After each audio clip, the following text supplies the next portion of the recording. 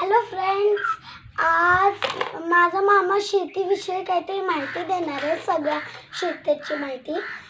आज आपल्या नवीन प्रकारचा काहीतरी आपण शिकणार आहे, ते आपण मामाला विचारूया. मामा. हाय फ्रेंड्स, आपण एकात्मिक कीड व रोग कंट्रोल यासाठी हे फ्रूट फ्लायचं ट्रॅप आपण बनवतोय.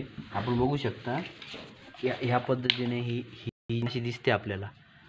ही माशी टोमॅटो असेल, किलकी असेल, पेरू असेल, या सर्व जे फळ आहेत त्या फळांवर ती डंख मारून त्याला पंक्चर करण्याचं काम या ठिकाणी करते. मग तिच्यासाठी ती कंट्रोल करण्यासाठी अशा पद्धतीने हा असा ट्रॅप बनवलेला आहे, तुम्ही बघू शकता. त्याला खालून असं झाकण, हे प्लास्टिकचं झाकण लावलं जातं.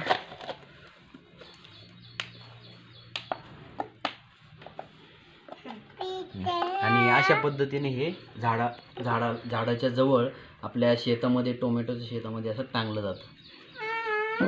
आणि यातून या दोन्ही बाजूला याला होल असतात, इकडनं एक आणि इकडनं एक. त्यातून ती माशी आत जाऊन याच्या वासाने आकर्षित होऊन त्यामध्ये ती फिरून ट्रॅप होऊन त्याच्यात सापडली जाते. आता आपण सगळी याच्याबद्दल माहिती घेतली आहे. आता आपण एकदा हे करून बघूया.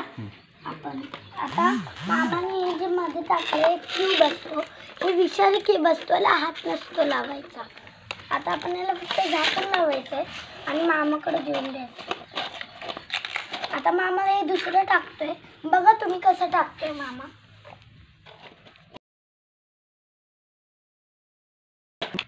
या वडीच्या आतमध्ये आपण हे टाकून ही वडी अशी अटकून घ्यायची.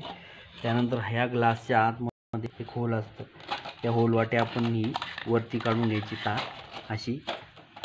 ही काढून घेतल्यानंतर याला आपण प्लास्टिकचं झाकण असं लावून आणि हे आपण बागेत टांगून द्यायचं. अशा पद्धतीने हा फ्रूट फ्लाय ट्रॅप असं याला म्हणतात. ओके. आता मामाने आपल्याला सगळी माहिती दिली आहे की आपल्याला हे कसं लावायचं आहे. मग आता आपण ना शेतामध्ये जाऊन हे लावून घेऊया आणि ते पण बघूया की कसं टांगायचं.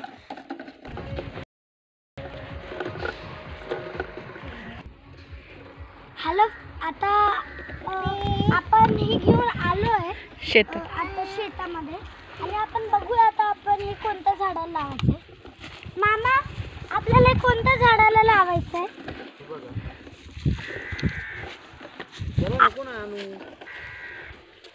अशा पद्धतीने आपण आपल्या बागेत असं टांगून द्यायचं. ठीक आहे मामा, दुसरं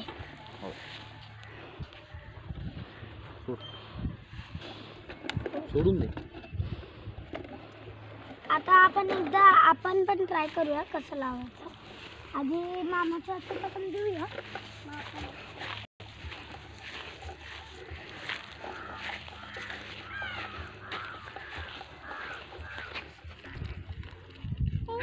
मामाने आता दाखवलंय हे कसं लावायचं. आता मी एकदा ट्राय करून बघते. इथंच लावायचं आहे. बस राहू दे. मी असं अडकून दे. तुम्ही इथं बघू शकता. आता आपण बघितलंय फ्रूट फ्लाय ट्रॅप. थँक्यू मामा.